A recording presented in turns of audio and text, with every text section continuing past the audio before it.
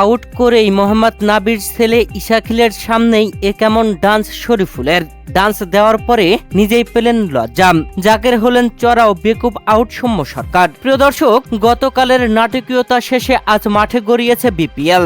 আর মাঠে বেলা 2টায় চট্টগ্রাম রয়্যালস খেলতে নামে নোয়াখালী এক্সপ্রেসের বিপক্ষে।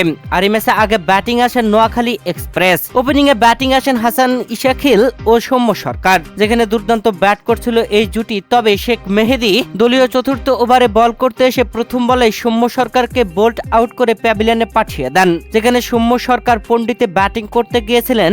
বামহাতি থেকে ডানহাতি হয়ে মারতে গিয়ে শেখ মেহেদীর বল বুঝতেই পারেননি। বল সরাসরি গিয়ে আঘাত হানে স্টাম্পে, আর বোল্ড আউট হয়ে 8 বলে 14 রান করেই প্যাভিলিয়নের পথ ধরেন সৌম্য সরকার। এরপরে অনডাউনে ব্যাটিং আসেন জাকের আলী অনেক। মোহাম্মদ নাবির ছেলে হাসান ইশাকিলের সঙ্গে জুটি বাঁধছিলেন। তবে হাসান ইশাকিল 4 ছক্কা মারতে যেন পছন্দ করেন। এগিয়ে গিয়ে ছক্কা মারতে চেয়েছিলেন, তবে শরীফুলের বলে সেই ছক্কাটা আর তুলে নিতে পারেননি।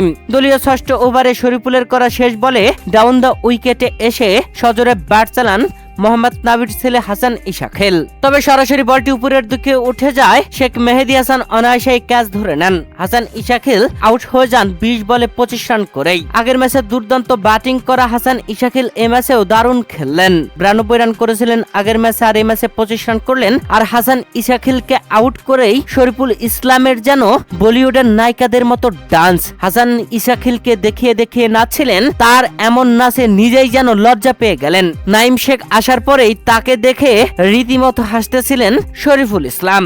প্রিয় দর্শক, পরপর 2 উইকেট হারালেও জাকের আলী অনেক যেন চড়াও হলেন। পরপর বাউন্ডারি হাঁকালেন তিনি। প্রিয় দর্শক, হাসান ইশাকিলকে আউট করার পরে শরীফুল ইসলামের এমন ডান্স আপনাদের কাছে কেমন লেগেছে জানাবেন কমেন্ট করে।